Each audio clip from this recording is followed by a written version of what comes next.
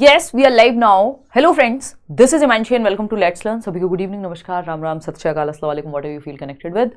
Maths pedagogy का ये first mock test है, इस बार का फर्स्ट सेशन है और शायद लास्ट भी होगा। 30 क्वेश्चंस हम करने वाले हैं, लेकिन मैथ्स पेडागोजी में मुझे लगता है कि अगर हम यहाँ पे होती है, एक मिनट रुकना यार, आवाज़ जो है मुझे ही रिपीट आ रही है। Rahul ji what has happened, एक मिनट, बात तो रही कहाँ से, नहीं समझ पा रही हूँ मैं। एक मिनट रुकना यार, 0 है। ओहो, ये राहुल भी ना, कुछ तो पंगा है। देखना आवाज की कोई दिक्कत है आप लोग को या सही है सब?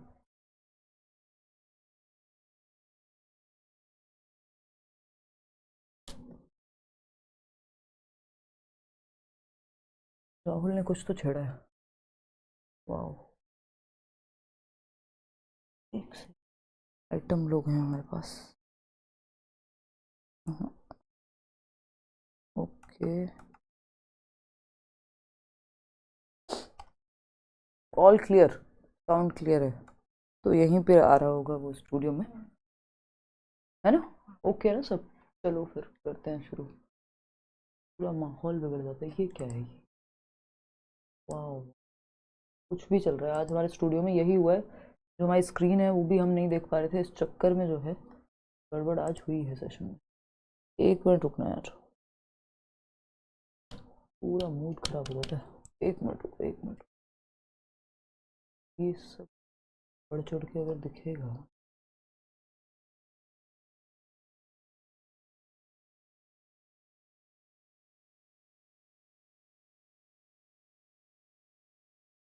आ जाओ आप लोग, खेल लेते हैं आज, यही खेल लेते हैं, करेंगे आज। रुको,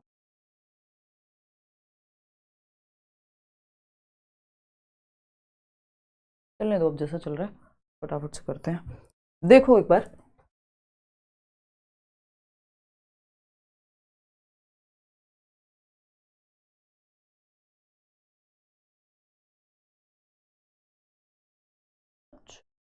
क्योंकि मैं बोलूँगी शायद आप लोगों को आवाज़ नहीं आ रही होगी, बट यहाँ से आवाज़ बढ़िया आ रही है मुझे ही। मेरी आवाज़ इतनी बार आएगी तो कैसे चलेगा? इसमें तो नहीं ऑन कर रखा है।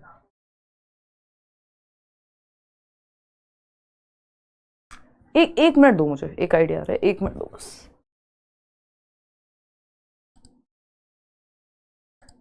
बस अब ठीक हो गया होगा मेरे ख्याल में, देखना एक बार। ऑल गुड, बढ़िया सब। चलिए बहुत बढ़िया, सभी को गुड इवनिंग, नमस्कार, राम राम, सत श्री अकाल, अस्सलाम वालेकुम, what you feel connected with. Start करते हैं आज का सेशन। और यही एक रीज़न रहता है कि मैं अपना स्टूडियो जो है सबसे अलग रखती हूँ। मैंने कहा भाई मेरा स्टूडियो, मेरा कैमरा, कोई नहीं छेड़ेगा। बट आजकल हमने थोड़ा सा काम डेलीगेट किया है, उस चक्कर में थोड़ा आज ये टीवी की स्क्रीन वर्क नहीं कर रही थी तो कुछ तो पंगा हो गया था। खैर छोड़ो, आते हैं। सभी को गुड इवनिंग, नमस्कार, राम राम, सत श्री अकाल, अस्सलाम वालेकुम, what you feel connected with. ये बात हम दोबारा कह रहे हैं और 30 क्वेश्चन है मैथ्स पेडागोजी के। ये इकलौता सेशन है इस बार, क्योंकि मैथ्स की मैराथन अब नहीं होगी इस साल तो एटलीस्ट। तो प्रीवियस मैराथन आप देख सकते हैं, नोट्स आप पढ़ सकते हैं, लेकिन हम इस बार भी जो क्वेश्चंस आए हुए हैं मैथ्स पेडागोजी के वो भी हम डिस्कस करेंगे। और आपको पता चलेगा कि मैथ्स पेडागोजी आसान ही आती है। अगर आप बेसिक कॉन्सेप्ट्स, अगर आपने वो नोट्स भी पढ़े हुए हैं मैथ्स के, तो बहुत ईजी हो जाएगा। वही बेसिक कॉन्सेप्ट्स हैं जो घुमा फिरा करके पूछे जाते हैं। अगर आपकी पेडागोजी स्ट्रांग है तो आपको इस सब्जेक्ट में भी मदद मिलेगी। तो स्टार्ट करते हैं। बहुत सारे क्वेश्चन हैं जो रेपिटेडली पूछे जाते हैं, है ना। कॉन्सेप्ट्स तो वही है ही। इसकी जो PDF है वो आपको मिल जाएगा टेलीग्राम चैनल पर। इसके अलावा लाइक शेयर सब्सक्राइब आप कर चुके होंगे। तो स्टार्ट करते हैं। ये क्वेश्चंस आप मल्टीपल टाइम रिवाइज भी ज़रूर कर लीजिएगा, है ना। तो स्टार्ट करें। बहुत ही बढ़िया, थोड़ी सी समस्या देखने में है बट चल जाएगा आई बिलीव। देखिएगा, हाँ देखिएगा, क्वेश्चन नंबर 1। क्वेश्चन नंबर 1 क्या कहता है, फटाफट से जवाब देंगे, पोल आपके सामने आएगा हर बार की तरह। क्वेश्चन नंबर 1 कहता है, which of the following statements about nature of mathematics are most appropriate. यानी निम्नलिखित में से कौन से कथन गणित की प्रकृति के बारे में। अब नेचर ऑफ मैथमेटिक्स पे हर बार एक क्वेश्चन आता ही है, ऐसा कोई सेशन आपको नहीं मिलेगा जहां पे नेचर और मैथमेटिक्स, नेचर ऑफ मैथमेटिक्स पे यानी गणित की प्रकृति क्या होती है उस पर क्वेश्चन ना आया हो प्रीवियसली, है ना। हमेशा आएगा ही आएगा। क्वेश्चंस फिक्स्ड है मैथ्स पेडागोजी में, क्योंकि टॉपिक ही वही 5-7 टॉपिक हैं, ठीक है ना। तो पहला ऑप्शन है, it helps the child to be creative. यानी बच्चे को सृजनात्मक बनने में मदद करता है। हाँ, कह सकते हैं भाई कुछ भी नए तरीके से पढ़ा सकते हो, पढ़ सकते हो, मान लिया हमने, नेगेटिव नहीं मान रहे। चारों ऑप्शन पढ़ेंगे।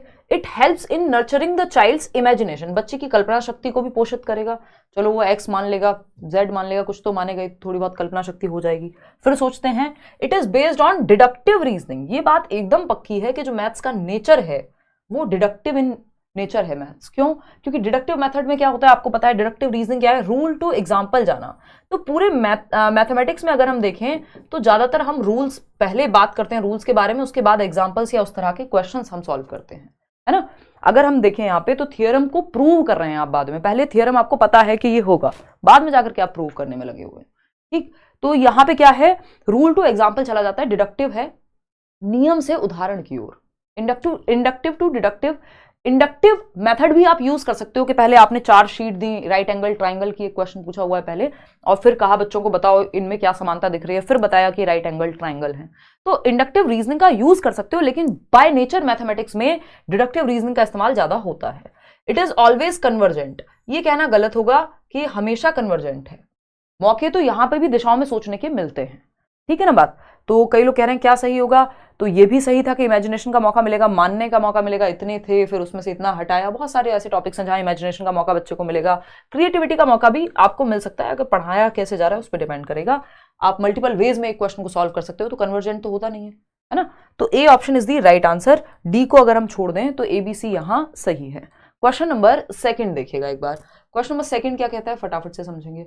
मैं बहुत कम देख पा रही हूँ, मतलब मैं पता नहीं लगा पा रही हूँ आज की स्क्रीन इधर है उधर है, हाँ ठीक है, देखिएगा। तो क्वेश्चन नंबर 2 की जब हम बात कर रहे हैं तो ये कहता है to develop appreciation for mathematics among children, a teacher performs the following activities in the class, choose the one which is not effective to achieve her objective. यानी बच्चों में गणितीय अभिरुचि को, यानी मैथमेटिक्स को लेके एप्रिसिएशन आए, इंटरेस्ट विकसित हो, बच्चों का रुचि बढ़े, उसके लिए टीचर ने कुछ एक्टिविटीज कराई क्लास में। कौन सी एक्टिविटी सही नहीं है कि इंटरेस्ट बढ़े बच्चे का मैथमेटिक्स में? तो पहला ऑप्शन है she always praises the student who achieves highest marks in the class in the term and examination. यानी जो टीचर हैं वो हमेशा उसी विद्यार्थी की प्रशंसा करती हैं जो कक्षा में लास्ट टर्म एंड वाली जो एग्जामिनेशन है, ईयरली एग्जाम या हाफ ईयरली में क्या करता है, सबसे ज्यादा नंबर लेकर के आता है। तो हमें ये पता होना चाहिए कि सिर्फ नंबर लाने वाले बच्चों को प्रेज किया जा रहा है, इसका मतलब टीचर क्या कर रही है, लेबल कर रही है बच्चों को कि तुम स्टार हो, तुम फुद्दू हो, तुम ये हो। ये खराब तरीका है ना। हमें बच्चों को लेबल नहीं करना कि तुम कमजोर, तुम सबसे बेहतर, ठीक है ना। तो ये प्रेज करना सिर्फ उस बच्चे को जिसके नंबर कमा रहे हैं, बाकी बच्चे क्या करें, जॉब छोड़ दें, मतलब पढ़ना छोड़ दें। देखिए एक बार क्वेश्चन नंबर 2 है she shows to children the videos on Indian mathematicians and their contributions. भाई वीडियो दिखा रही है भारतीय गणितज्ञों के बारे में, उनकी योग्यताओं के बारे में बात हो रही है, आर्यभट्ट, भास्कर, सारी चीजें बात हो रही है। तो इसका मतलब बच्चे मोटिवेट होंगे, इंटरेस्ट क्रिएट होगा कि उन्होंने कैसे अपने जीवन में, कैसे मैथमेटिक्स उनके जीवन में आया, है ना। जब हम सेब गिरने की कहानी सुनते हैं, न्यूटन की कहानी सुनते हैं, तो ऐसी अलग अलग विषय से जुड़े हुए लोगों को सुनाना या उनके बारे में वीडियो दिखाना अच्छा तरीका है। जैसे हम साइकोलॉजिस्ट पढ़ते हैं तो मैं आपको हमेशा बता के चलती हूँ बहुत बार कि पियाजे कहते हैं भाई एक स्विस साइकोलॉजिस्ट थे, वाइगॉस्की एक रशियन साइकोलॉजिस्ट हैं, या अगर हम बात कर रहे हैं स्किनर की तो वो अमेरिकी साइकोलॉजिस्ट हैं, जॉन ब्रॉडस वॉटसन की बात कर रहे हैं तो वो अमेरिकी हैं, है ना। अगर हम बात कर रहे हैं किसकी, इंसाइटफुल लर्निंग, क्या नाम है उनका, इंसाइटफुल, वोल्फगैंग कोहलर की, तो वो एक जर्मन साइकोलॉजिस्ट हैं। तो सारी बातें हम करके चलते हैं उनके बैकग्राउंड की, इससे इंटरेस्ट क्रिएट होता है पढ़ने में। शी गिव्स मैथमेटिकल, और हम पिक्चर्स भी दिखाते हैं, she gives mathematical puzzles and magic squares to be solved in the class. हाँ, इससे भी बच्चा एक्टिव रहेगा। देखिए बच्चे को एक्टिव रखना है हमारा मुख्य उद्देश्य। She establishes a mathematics corner in her class where students can perform various mathematical activities. वो अपनी कक्षा में बच्चों में गणितीय कोना बनाती है, कॉर्नर बनाना, रीडिंग कॉर्नर हो सकता है लैंग्वेज की क्लासरूम में, मैथमेटिक्स का कॉर्नर हो सकता है मैथ्स की क्लासरूम में जहां मैथ्स से रिलेटेड कुछ एक्टिविटीज चल रही हो। तो एक ही ऑप्शन यहाँ नेगेटिव है जो कि फर्स्ट है, और जो गलत है वही पूछा है हमसे, क्योंकि जो गलत है वही सही है, क्योंकि पूछा ही गलत था, नॉट लिखा हुआ था। क्वेश्चन नंबर 3 देखिएगा। क्वेश्चन नंबर 3 क्या कहता है, अगर आपकी पेडागोजी की समझ अच्छी है आप मैथ्स पेडागोजी निकाल के ले जाएंगे, अगर वो नोट्स आप पढ़ लें जो फ्री नोट्स आपको दिए हुए हैं। कैसे डाउनलोड करने हैं आज इंस्टाग्राम पे भी बताया है आपको एक वीडियो डाल के। विच of the following statements is not correct, कौन सा स्टेटमेंट सही नहीं है, बताइएगा एक बार। पहला ऑप्शन है errors of the students give information about their thought process. बच्चों की गलतियां, त्रुटियां, जो भी गलतियां उनसे होती हैं, मिस्टेक्स होती हैं, वो उनकी चिंतन प्रक्रिया के बारे में हमें जानकारी देते हैं एक टीचर को कि बच्चा सोचता कैसे है। आपने तो पढ़ा दिया, लेकिन उसको कैसे समझ में आया होगा, वो कंफ्यूज कहां हुआ होगा, ये आपको एरर्स से पता लगता है। तो एरर्स इंपॉर्टेंट पार्ट है लर्निंग प्रोसेस में, बात सही है। Errors in mathematics are part of learning. Mathematics हो या कोई भी सब्जेक्ट, गलतियां जो है सीखने का हिस्सा है। ठीक। Errors in mathematics help teachers in planning their lessons. गणित में त्रुटियां शिक्षकों को उनके पाठ योजना बनाने में मदद करती हैं। अगर मुझे पता होगा आप लोग गलती कहां करते हैं, तो मैं उस क्वेश्चन को और 4 एग्जांपल एक्स्ट्रा देके समझाऊंगी। अपनी लेसन प्लानिंग में ही सोच के चलूंगी कि ये टॉपिक आपको मुश्किल लगता है, इसको अच्छे से समझाना है। तो ये चारों बातें सही, तीनों बातें सही हैं। हमें क्या चाहिए? गलत बात चाहिए। Errors of the student should be overlooked as pointing errors will demotivate them. अब जिसको पेडागोजी की नॉलेज नहीं है उसके लिए भटकाने वाला क्वेश्चन हो जाएगा, ऑप्शन हो जाएगा, क्योंकि सुनने में अच्छा लग रहा है कि अगर हम गलतियों को बहुत ज्यादा ध्यान देंगे तो विद्यार्थियों की त्रुटियों को अनदेखा कर देना चाहिए, क्योंकि त्रुटियों की ओर इशारा अगर हमने किया तो बच्चे प्रेरणाहीन हो जाएंगे, डीमोटिवेट हो जाएंगे और सीखेंगे नहीं। अच्छा, तो हम यहाँ पे बच्चे को डांट फटकार नहीं रहे हैं उसकी गलतियों के लिए, इग्नोर नहीं कर सकते, ओवरलुक नहीं कर सकते गलती को, मौका देना है सुधारने का, तुरंत से करेक्ट नहीं करना होता, लेकिन आपको अपॉर्चुनिटीज देनी है। लर्निंग का ही पार्ट है एरर्स। आपको अपने लेसन प्लानिंग में उनको बेहतर तरीके से प्लान करना है अगली बार, ताकि वो गलतियां कम हो सकें, प्रॉब्लम सॉल्व हो सकें, है ना। लेकिन ये नहीं है कि ओवरलुक कर देंगे, ध्यान ही नहीं देंगे गलती पे, क्योंकि गलती बताई तो बच्चा डिमोटिवेट हो जाएगा, फिर सीखेगा कब, है ना। चलिए क्वेश्चन नंबर 4 देखिएगा। क्वेश्चन नंबर 4 क्या कहता है? क्वेश्चन नंबर 4 कहता है विच one of the following statements is not correct about assessment. आकलन के बारे में कौन सा एक कथन है जो सही नहीं है? असेसमेंट हर एक सब्जेक्ट में आता है, आपके सीसी मैंने आपको कहा भी हुआ है, बहुत इंपॉर्टेंट टॉपिक है, ठीक है ना। तो असेसमेंट एंड इवैल्यूएशन आपके पांचों के पांचों, या पेपर 2 है तो चारों सब्जेक्ट्स में आएगा पेडागोजी में। तो असेसमेंट के बारे में क्या सही नहीं है? Norm referenced assessment is useful in diagnostic testing and remedial teaching. मानक संदर्भित आकलन जो है वो नैदानिक परीक्षण और उपचारात्मक शिक्षण में उपयोगी होता है। पहला ऑप्शन है ये। अब एनआरटी और सीआरटी क्या है वो समझेंगे, यानी नॉर्म रेफरेंस्ड और क्राइटेरियन रेफरेंस्ड क्या है। जो पुराने लर्नर्स हैं उनको पता है, अभी सीसी भी आपका ऑलमोस्ट लास्ट चैप्टर ही है बैच में, ये अभी होगा, डोंट वरी। एनआरटी और सीआरटी, नॉर्म रेफरेंस टेस्ट और क्राइटेरियन रेफरेंस टेस्ट, दोनों किसके उदाहरण है? स्टैंडर्डाइज्ड टेस्ट के, मानक परीक्षण के उदाहरण है, ठीक है ना। जिसमें बहुत सारे लोग बैठ रहे होते हैं, जो वैलिड होते हैं, जो आपके जिसमें ऑब्जेक्टिविटी होती है, रिलायबिलिटी होती है, ये क्या होती है? विशेषताएं होती हैं स्टैंडर्डाइज्ड टेस्ट की। हम मैराथन में भी बात करेंगे। आपकी सीडीपी की मैराथन है 13 तारीख को, शनिवार को, यानी सैटरडे को शाम को 7 बजे, बहुत महत्वपूर्ण रहेगी आपके लिए लगभग हर सब्जेक्ट में, ठीक है। देखिएगा एक बार, अगर हम बात करेंगे criterion referenced assessment is to evaluate the mastery learning of the students. Criterion referenced assessment is useful in diagnostic testing and remedial teaching. या norm referenced assessment tells us where a student stands as compared to other students in his or her performance. अब हमने देख लिया 69% लोग जो है answer D दे रहे हैं। क्यों? क्योंकि उन्होंने रट्टे लगा लिए हैं, कहीं से तो पॉजिटिव नेगेटिव वर्ड पढ़ के, या किसी ने तो कह दिया है कि ये वर्ड्स याद कर लो, या तो उन्होंने सोचा है शॉर्टकट में पेपर पास करना है। देखिए, पॉजिटिव नेगेटिव वर्ड हम भी करेंगे, अभी कुछ दिनों में ही करेंगे, या हो सकता है कल या परसों में ही करें, लेकिन मैंने बहुत बार आपको यही कहा है कि पहले सिलेबस पढ़ लो, समझ लो चीज़ों को। शॉर्टकट्स तब अच्छे लगते हैं जब आपको कॉन्सेप्ट्स पता हो, वो आपको फिर हेल्प करते हैं। और अगर सिर्फ शॉर्टकट्स हमने याद किए हुए हैं तो फिर हम ऐसे गलतियां करेंगे जैसे इस क्वेश्चन में हमने की है ना। हमने ये मान लिया है कि पेडागोजी में कंपेयर तो करना ही नहीं होता बच्चे को, है ना, जो कि बात सही भी है, मोस्ट ऑफ द क्वेश्चंस में ऐसा ही मिलेगा। लेकिन इसलिए सारे क्वेश्चन के सारे ऑप्शन पढ़ना भी जरूरी है और आपको कॉन्सेप्ट समझना जरूरी है। देखिए, नॉर्म रेफरेंस, इसलिए हमने कह दिया भाई ये तो गलत ही होगा, क्यों? क्योंकि इसमें तो कंपेयर कर रहे हैं, जबकि नॉर्म रेफरेंस टेस्ट होता ही कंपैरिजन के लिए है। अगर आप एग्जाम देने जा रहे हैं केंद्रीय विद्यालय का, तो उसमें मेरिट में जो ऊपर आएगा उसी को नौकरी मिलेगी ना, है ना। यूपीएससी भी एग्जाम ले रहा है अगर, और 75 सीट है जनरल में आईएएस की, तो आपकी 500 रैंक आई है तो थोड़े ना आपको आईएएस मिल जाएगा। मतलब क्या बात हुई? ये बात ऐसी हुई कि ये कॉम्पिटिटिव एग्जाम की दुनिया है जिसमें स्टैंडर्डाइज टेस्ट 2 प्रकार के होते हैं। एक होता है सीआरटी, जिसमें आप क्राइटेरिया के थ्रू, बस एक क्राइटेरिया पूरा हो जाए, जैसे सीटेट में 90 नंबर आ जाए, कोई दिक्कत नहीं है। लेकिन यही अगर डीट प्लस भी का एग्जाम होगा, जो दिल्ली में आपको गवर्नमेंट टीचर बनाएगा, उत्तर प्रदेश में शिक्षक भर्ती परीक्षा निकलेगी, अगर बिहार में अभी एग्जाम हुआ, वहां इतने सारे लर्नर्स आए, केवीएस में अगर एग्जाम हुआ, तो वहां आपका अपने ही जो बाकी लर्नर्स हैं, पीयर ग्रुप हैं, उनसे कंपैरिजन होगा। जो ऊपर होंगे उनको नौकरी मिलेगी, अदरवाइज नहीं मिलेगी। जितने भी कॉम्पिटिटिव एग्जाम्स हैं, चाहे वो जेई हो, चाहे वो यूपीएससी हो, मेडिकल हो, कुछ और हो, है ना, जहां पे भी आपको लिमिटेड सीट्स हैं और लोगों को हटाना भी जरूरी है, तो वहां पे एनआरटी लागू होता है। तो norm referenced assessment tells us where a student stands as compared to other students in his or her performance, जब आप मॉक टेस्ट लगाते हैं किसी वेबसाइट पे और आपको पता लगता है आपकी रैंक है 40,000 लोगों में से मान लीजिए 200 रैंक है, तो इसका मतलब आप अपने पीयर से कितने रैंक ऊपर हैं, ये नॉर्म रेफरेंस टेस्टिंग है। तो ये बात गलत नहीं है, ये नॉर्म रेफरेंस मानक संदर्भित आकलन के बारे में ये सही बात है कि इसमें आप अपने अन्य विद्यार्थियों की तुलना में कहां खड़े हैं ये पता लगता है। तुलना करनी नहीं चाहिए, बट ये टाइप्स तो हैं टेस्ट के, लोगों को आप सेलेक्ट कैसे करेंगे, दुनिया कॉम्पिटिटिव तो है कुछ हद तक, तो ये भी एक पहलू है, ठीक है ना। आपको बच्चों में कराना नहीं है, लेकिन ये टेस्ट एग्जिस्ट करते हैं, जब नीड होगी तो आपको ये टेस्ट भी अप्लाई करने पड़ेंगे, ठीक। तो समझते हैं टेस्ट के दो प्रकार होते हैं, वापस से आते हैं अपनी बात पे। दो प्रकार होते हैं मानक परीक्षणों के। मानक एक होते हैं टीचर मेड टेस्ट, दूसरे होते हैं स्टैंडर्ड टेस्ट, है ना। मानक परीक्षण वो परीक्षण है जो बहुत सारे लोग, लाखों लोग एक साथ दे रहे हैं, हजारों लोग एक साथ दे रहे हैं, जिनमें एक स्टैंडर्ड फॉलो होता है, जो क्या होते हैं, वैलिड होते हैं, वैध होते हैं, जिस पर्पज के लिए बनाया गया है वही पर्पज सॉल्व करता है। जैसे आपका सीटेट टीचर्स की एलिजिबिलिटी जांचने के लिए बनाया गया है, तो वही क्वेश्चन आने चाहिए। यूपीएससी के क्वेश्चन सीटेट में आएंगे तो वैलिड नहीं होगा वो, है ना, वैध नहीं है टेस्ट। अभी हम पढ़ेंगे जब आपका मैराथन होगा।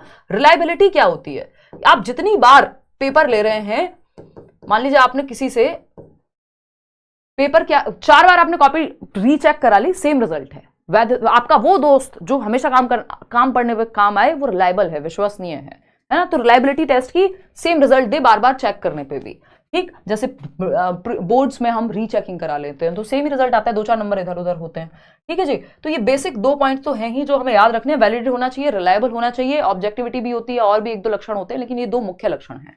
अब स्टैंडर्डाइज टेस्ट में नॉर्म रेफरेंस टेस्ट जो है वो कंपैरिजन पीयर्स के साथ कंपैरिजन में, यानी जो परसेंटेज ज्यादा लेकर के आएगा, मान लीजिए बोर्ड्स हैं तो टॉप कौन करेगा, जिसके सबसे ज्यादा नंबर होंगे दूसरे लोगों से, है ना। आज से 20 साल पहले हो सकता है कि कोई 80% पे टॉपर बन जाता हो, है ना, पहले नंबर कम आते थे। आज के समय में 99% ला करके लोगों का एडमिशन नहीं हो रहा है यूनिवर्सिटीज में, फिर वहां अलग से टेस्ट लगाने पड़ रहे हैं। तो क्राइटेरियन रेफरेंस टेस्ट क्या है, यहां एक क्राइटेरिया है, इससे आपकी वीकनेस का, आपकी मास्टरी का पता लग पाएगा। क्राइटेरिया क्या है भाई, 90 मार्क्स ले आओ, सीटेट में आपका किसी से कोई कंपैरिजन नहीं है, आपको 90 मार्क्स लेकर के आने हैं, तो पता लग जाएगा कि आप आगे परीक्षाओं में बैठने लायक हैं कि नहीं है। उसके ऊपर आप जितने भी ला रहे हैं वो आपकी मास्टरी बताएगा, है ना। तो 90 मार्क्स क्राइटेरिया है, 33% पे पास होते हैं, ये क्राइटेरिया है। टॉप कितने पे करते हैं, नौकरी कितने पे मिलेगी, वो मेरिट पे डिपेंड करेगा। तो मेरिट वाली परीक्षाएं एनआरटी कहलाती है, नॉर्म रेफरेंस टेस्ट, जहां एक नॉर्म है। क्राइटेरियन रेफरेंस टेस्ट क्राइटेरिया पे बेस्ड है, कितने परसेंट ले आओ, क्राइटेरिया फुलफिल हो गया, ठीक है जी। चलिए खैर आते हैं और समझते हैं कहानी क्या है। इसका आंसर कौन सा होगा, इसका आंसर होगा ए, कि norm referenced assessment is useful in diagnostic testing and remedial teaching, यानी जो मानक संदर्भित आकलन नैदानिक परीक्षण और उपचारात्मक शिक्षण में उपयोगी है। यानी कि अगर मैं देखूं कि हम ये कह रहे हैं नॉर्म रेफरेंस टेस्ट किसमें हेल्प करता है, डायग्नोज करने में, भैया कोई डायग्नोसिस में हेल्प नहीं करता। या तो आप मेरिट में आए या तो आप नहीं आए, कोई आपको डायग्नोसिस करके ये नहीं बताएगा गलती कहां है आपकी। आप अपने आपको जिंदगी भर फेलियर मानते रहिए। अगर आप इंटरव्यू में बाहर हो गए, अगर आप मेरिट में नहीं आए, आपने कितनी भी मेहनत की, कुछ भी हुआ, यहां पे ये नहीं बताया जा रहा डायग्नोस करके कि यहां गड़बड़ है, वहां पे सिर्फ परसेंटेज बताई जा रही है, बाकियों से आप कितने पीछे या आगे हैं, ठीक है ना। तो यहां पे norm reference test diagnostic testing के लिए यूज नहीं होता। डायग्नोस्टिक के लिए आप एक बार को क्राइटेरियन को यूज कर पाएंगे, गैप्स नहीं बताता, ये सीधा रिजल्ट बताता है एक पैमाने के आधार पे, मतलब बाकियों की कंपैरिजन के आधार पे। Criterion reference assessment is to evaluate the mastery learning of the students. हाँ, आपको कितना आता है एक क्राइटेरिया था, लेकिन आप उससे भी आगे जा रहे हैं, या आपको कितना किस क्षेत्र में पता है, इससे पता लगेगा क्राइटेरियन से। क्राइटेरियन के बारे में डायग्नोस्टिक टेस्टिंग के रूप में काम आता है, रेमेडियल टीचिंग हो सकती है इससे, हाँ हो सकती है।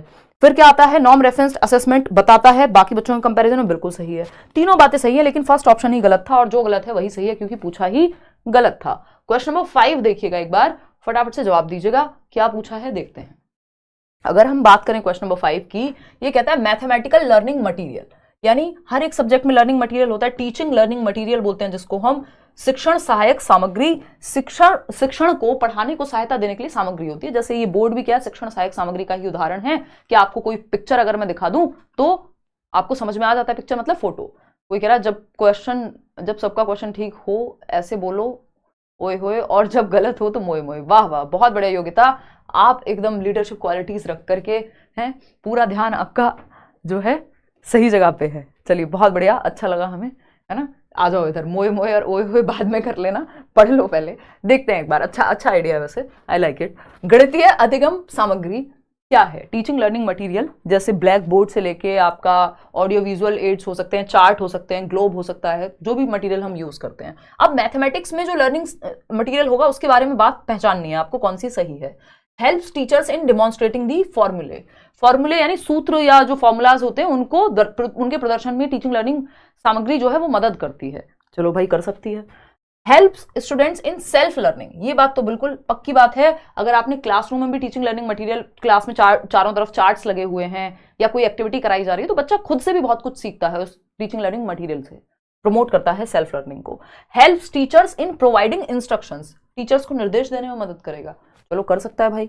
Develops learning environment in the class, ये बात बिल्कुल पक्की है। लर्निंग मटेरियल तो होता ही है एनवायरनमेंट बनाने के लिए, माहौल को बनाने के लिए। पढ़ाई का माहौल बनेगा उस तरह का कि आपको आसानी से चीजें समझ में आएंगी। बात तो सही है।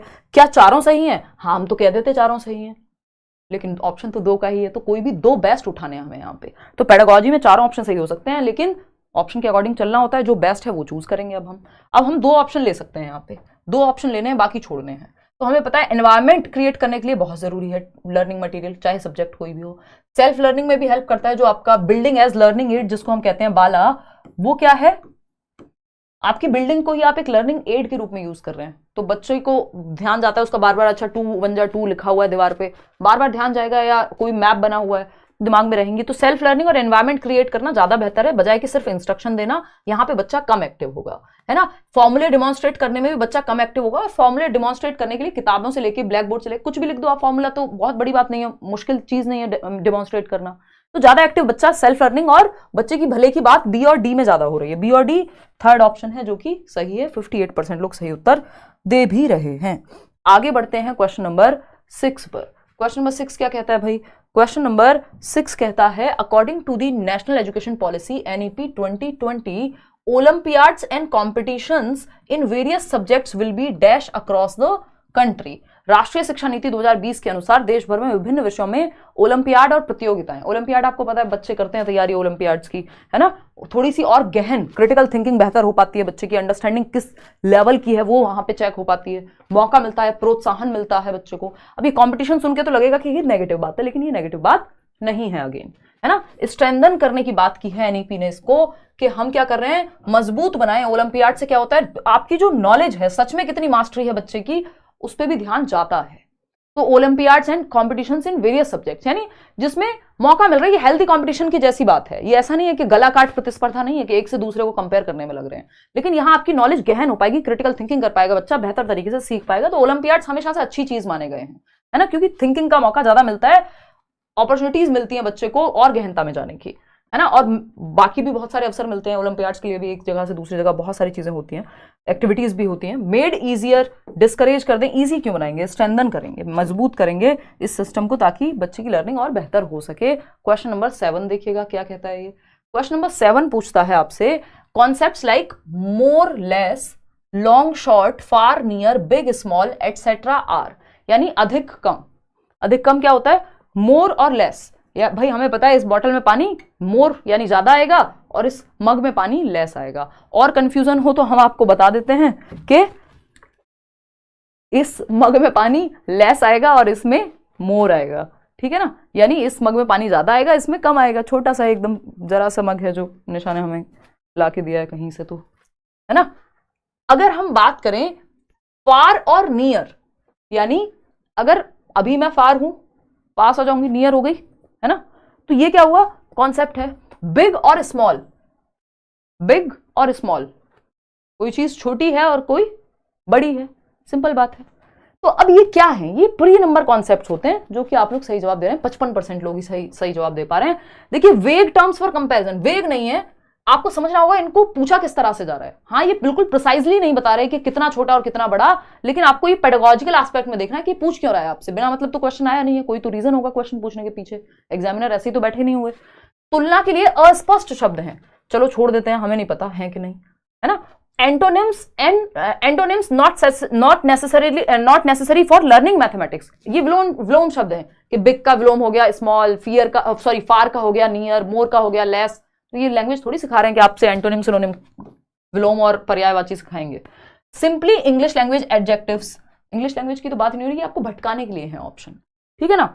4th ऑप्शन है इंपॉर्टेंट प्री नंबर कॉन्सेप्ट्स हैं ये, यानी जब हम 1 2 3 4 ये जो प्रॉपर नंबर कॉन्सेप्ट जब हम पढ़ाते हैं, और भी बहुत सारी चीजें हैं इसमें, नंबर सिखाने से पहले नंबर कॉन्सेप्ट में बहुत सारी चीजें आती हैं, उनसे पहले हम बच्चे को एक आइडिया देते हैं मोटे तौर पे, जिसके अंदर ये सब आता है कि छोटा बड़ा लंबा चौड़ा, यानी कंपैरिजन में बच्चा पहले सीख पाए, ठीक है ना। तो यहां पे क्या है, महत्वपूर्ण पूर्व संख्या प्री नंबर अवधारणा या प्री नंबर कॉन्सेप्ट्स हैं ये, ना कि कोई वेग टर्म्स हैं कंपैरिजन के लिए। ये कैसे हो सकते हैं, बच्चों को जब हम देखते हैं जब वो प्ले वे में होते हैं और छोटी क्लासेस में होते हैं, जब स्कूल आ रहे हैं, तो हम उनको इस तरह से सिखाने की कोशिश करते हैं। प्रॉपर 23 बताने से पहले हम पहले नंबर कॉन्सेप्ट्स को अच्छे से सिखाने से पहले, मल्टीप्लिकेशन हो या बाकी एस्पेक्ट्स हो, उससे पहले हम एक प्री नंबर कॉन्सेप्ट की बात करते हैं कि भाई एक काम करो, छोटे बच्चों के लिए हम कहते हैं टिक करो, लंबा कौन सा है और छोटा कौन सा है ना। यहाँ पे एक सीढ़ी है, आपको टिक करना है कि बिग वन कौन सी है, तो बच्चा बिग वन पे करेगा, फिर बाद में बताया जाएगा कि कितनी बड़ी है ना, फिर बाद में समझ में आएगा कि बाद में हम सीखते हैं जाके कि इतनी बड़ी है लेंथ में। तो ये क्या है, प्री नंबर कॉन्सेप्ट है। नंबर को प्रॉपर इंट्रोड्यूस कराने से पहले हम ये अपनाते हैं कि जिराफ बड़ा है कि डॉग, तो वो अपने आप देख के बता देगा कि स्मॉल कौन सा है, तो वो कहेगा डॉग। तो बाद में जाकर के फिर आप नंबर कॉन्सेप्ट को लेकर के आते हैं। तो ये नंबर से पहले के कॉन्सेप्ट है, प्री नंबर कॉन्सेप्ट। देखिएगा क्वेश्चन नंबर 8 देखिए, क्वेश्चन नंबर 8 क्या कहता है, फटाफट से देखिएगा। आज मैं अंदाजे से ही जो है ये साइज डिसाइड हो पा रहा है, मुझे पता है यहाँ पे लग नहीं रहा है क्योंकि स्क्रीन में थोड़ा सा पंगा है। देखना एक बार, अब देखना। अगर हम बात करते हैं क्वेश्चन नंबर 8 की, according to NCF 2005, classroom researches have indicated a fairly systematic devaluation of girls as incapable of mastering mathematics even when they perform well in mathematics. What is the most appropriate reason for this? ये gender वाला question है, एक question minimum आएगा एक question gender पे, gender stereotype या gender के around mathematics में एक क्वेश्चन जरूर आता है। और क्योंकि मैथमेटिक्स को थोड़ा सा स्टीरियोटिपिकल वेज में बहुत देखा जाता है, इस चक्कर में जेंडर का एक क्वेश्चन, नेचर ऑफ मैथमेटिक्स का एक क्वेश्चन, सिमेट्री का क्वेश्चन, कई सारे क्वेश्चन तो 15 में से ऐसे हैं जो फिक्स ही हैं। राष्ट्रीय पाठ्यचर्या रूपरेखा 2005 के अनुसार कक्षाओं के ऊपर किए गए शोध बताते हैं कि लड़कियों को गणित में विशेषज्ञता के योग्य न मानकर उनका काफी व्यवस्थित अवमूल्यन होता है, उनको डीवैल्यू किया जाता है कि अरे तुम तो लड़की, तुम मैथ्स थोड़ी पढ़ोगी, है ना। जबकि वे गणित में अच्छा प्रदर्शन करती हैं, लेकिन फिर भी उनको माना नहीं जाता कि लड़कियां गणित में अच्छी होती हैं। जनरली कह दिया तो अरे लड़की है मैथ्स में खराब होगी, कैलकुलेशन खराब होगी, है ना। तो इसका सबसे उपयुक्त कारण क्या है, poor performance of girls in mathematics is due to the fear of mathematics prevalent in them, यानी भय होता है उनके अंदर। जबकि यहाँ पुअर परफॉर्मेंस की बात ही नहीं हो रही, ये तो कह रहे हैं अगर वो परफॉर्म अच्छा भी कर रही हैं लड़कियां, तब भी उनको वैल्यू उतनी नहीं मिल रही। क्वेश्चन नंबर 2 क्या है, mathematics bye it's nature is a male dominated subject. देखो किसी भी सब्जेक्ट का नेचर ऐसा नहीं होता कि वो जेंडर बायस हो, ये बिल्कुल गलत तरीका है। अगर कोई गलती से भी ये जवाब दे दे, ये आपको फंसाने के लिए ऑप्शन दिया जाता है कि भाई जो गणित की प्रकृति है वो ऐसी है कि वो वहां पुरुष प्रधान है, तो समाज होता है पुरुष प्रधान, सब्जेक्ट पुरुष प्रधान नहीं है ना। थर्ड पे आते हैं, gendered constructs of society have led to the belief that boys use more innovative strategies for problem solving and thus have better conceptual understanding। यानी समाज की लिंग संबंधी धारणाएं, जो समाज में कॉन्सेप्शंस चल रहे हैं जेंडर को लेकर के, वो इस मान्यता की ओर लेके जाते हैं। ये बात एक तरह से चल पड़ी है समाज में कि लड़के जो हैं उनकी समस्या समाधान जो है तरीके वो ज्यादा नवीन होते हैं, वो ज्यादा बेहतर हैं, इसलिए वो गणित में भी बेहतर हैं। तो ये एक नोशन है, एक स्टीरियोटाइप है, ऐसा कुछ रियल में नहीं है। The mathematical abilities in boys are innate, को किसी में इनेट नहीं होती मैथमेटिकल एबिलिटीज, मतलब ऐसा नहीं जेंडर के आधार पर इनेट नहीं होती, वो तो किसी लड़की में भी हो सकती है और लड़के में भी, तो डिपेंड करता है, इंडिविजुअल की बात है, ना कि जेंडर को लेकर के हम इसको सामान्यीकरण नहीं कर सकते। तो सी ऑप्शन यानी थर्ड ऑप्शन यहां सही है। क्वेश्चन नंबर 9 देखिएगा एक बार, फटाफट से आते हैं। Classroom researches have shown that most of the students find mathematics more difficult than the other subjects they study in the same class. Which of the following aspects they study in the same class? यानी बाकी subjects जो वो पढ़ते हैं class में, चाहे वो हिंदी हो, इंग्लिश हो, साइंस हो या कोई और सब्जेक्ट हो, उसकी तुलना में ज्यादातर बच्चों को ये लगता है कि गणित मुश्किल है ना। Which of the following aspects of the nature of mathematics adds to this fear? ये जो भय है गणित का, जो कि सच है, बहुत सारे लोगों को भय है, ये सच नहीं है कि गणित मुश्किल है, ये सच है कि इसका भय बिल्कुल होता है प्रिवेलेंट बहुत सारे बच्चों में। और एक बार आप मैथ्स की प्रैक्टिस छोड़ते हो, आपके अंदर भय बैठ जाता है। तो nature of mathematics adds to this fear, यानी गणित की प्रकृति का निम्नलिखित में से कौन सा पहलू इस भय को बढ़ावा देता है। देखो एक इस फियर का एक रीजन है कि नेचर ऑफ मैथमेटिक्स थोड़ा सा डिफरेंट है।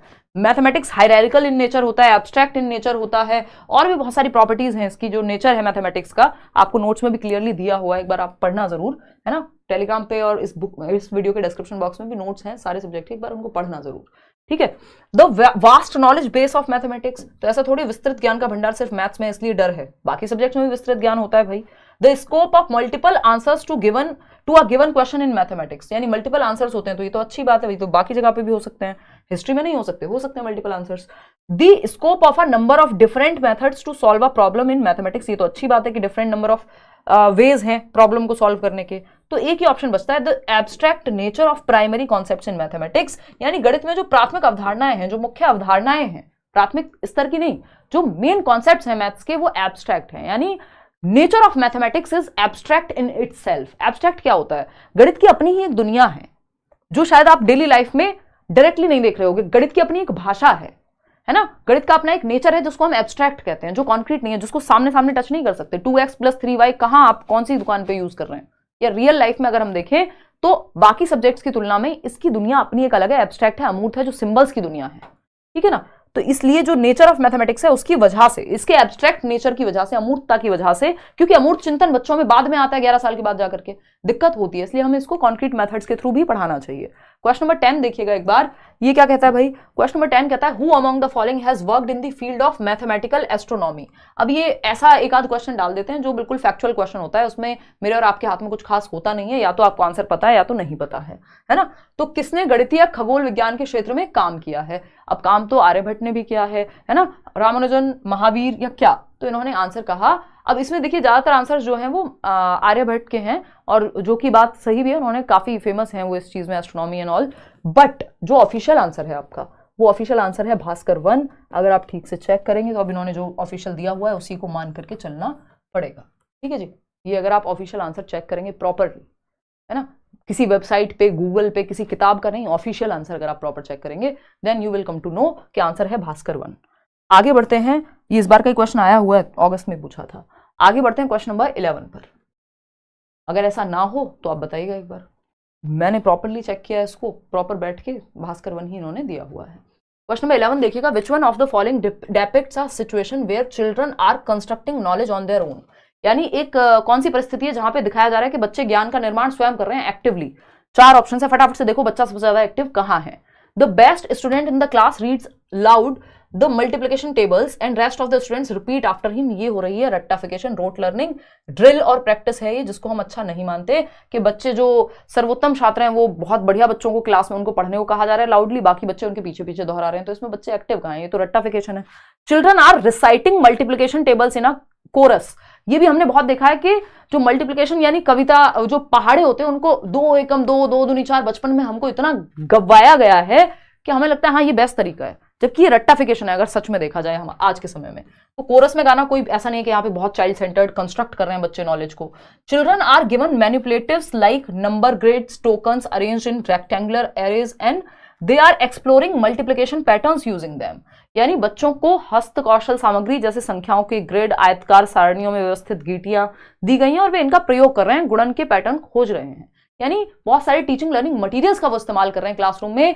अब इसमें बहुत सारे अलग चीजें हो सकती थी, जैसे आपका क्या कहते हैं हम उसको, बेसिकली कौन सा बोर्ड होता है, जियो बोर्ड, अबेकस, बहुत सारे ऐसे इंस्ट्रूमेंट्स हैं जिनके थ्रू बच्चे एक्टिवली सीख सकते हैं कॉन्सेप्ट को, उसको हम मानेंगे कि बच्चा एक्टिव है। तो ये हमें बेटर लग रहा है, फिर भी 4th ऑप्शन पढ़ेंगे। Teacher has written incomplete multiplication tables on black board and children are completing the tables by writing them on the black board. देखिए अगर ये ऑप्शंस में से सी नहीं होता तो हम एक बार को सोच भी सकते थे, लेकिन बच्चे उतने एक्टिव कहीं भी नहीं है जितने 3rd ऑप्शन में है ना। तो सबसे ज्यादा एक्टिव बच्चा जहां है, जहां उसकी भलाई की सबसे ज्यादा बात हो रही है, उसके साथ हम जाएंगे। क्वेश्चन नंबर 12 देखिएगा फटाफट से, क्या कहता है भाई क्वेश्चन नंबर 12? ये पूछता है हमसे, अ वेजिटेबल सेलर यानी एक सब्जी विक्रेता है, वॉज सेलिंग स्पिनच फॉर ₹60, वो क्या बेच रहे थे? पालक बेच रहे थे 60 रुपए किलोग्राम के हिसाब से। अभी कितना चल रहा है पालक हमें नहीं पता है, कभी कभी पता लगता है जब ऑर्डर करती हूँ, है ना, नहीं तो मोस्ट ऑफ द टाइम जुगाड़ हो जाता है, मतलब आ जाता है। तो बताओ जरा पालक का रेट बताओ, नहीं पता? किसी को पता है? नहीं पता, कोई बात नहीं, रहने दो, पालक के रेट से हमें कुछ नहीं करना, हमें गणित का सवाल सॉल्व करना है, कोई बात नहीं, कल पता। 40 रुपए किलो है पालक, बहुत बढ़िया, मुझे बड़ा मजा आया। कोई कह रहा है 20 रुपए किलो है, कहाँ रहते हो भाई? आधा रेट है, ये वैसी सी बात है, हम गाँव जाते हैं पता लगता है कि टमाटर सस्ते हैं थोड़े। हाँ चलो बताओ फटाफट से। कोई 20 रुपए कह रहा है, कोई 40, 20 का आंसर ज़्यादा आ रहा है, यानी ज़्यादातर लोगों के पास आसपास 20 रुपए किलो है। चलो आज मैं चेक करूँगी उस पर, ब्लिंकिट पे या जहाँ पे भी, और बाहर का भी, फिर मैं आपको एक कंपैरिजन दे पाऊंगी। देखिए एक बार, आप वेजिटेबल सेलर, चलिए बहुत बढ़िया बात है, आपको पता है, यानी आप अभी जीवन में जुड़े हुए हैं रियलिटी से। A vegetable seller was selling spinach for ₹60 पर किलोग्राम। मम्मी को तो पता ही होगा, उनसे पूछ लो, है ना। Sonu purchase 350 gram of spinach, यानी सोनू ने कितना, 350 ग्राम पालक खरीदा।